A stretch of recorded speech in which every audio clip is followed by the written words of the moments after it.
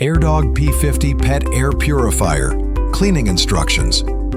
Turn the unit upside down and unplug it from the power outlet. Press and hold the push buttons on both sides of the top cover. Then, carefully remove the cover. Pull the tab strip on photocatalytic filter to remove it. Grasp the handle to lift out the collecting plate and wire frame. Remove the pre-filter.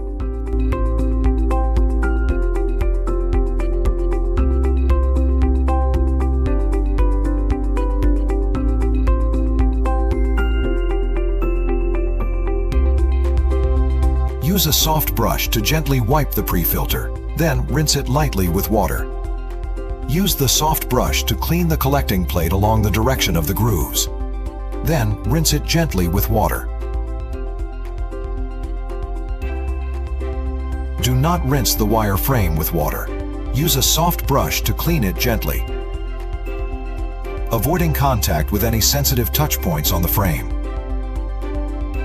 Do not rinse the photocatalytic filter with water. Place it outdoors to air dry.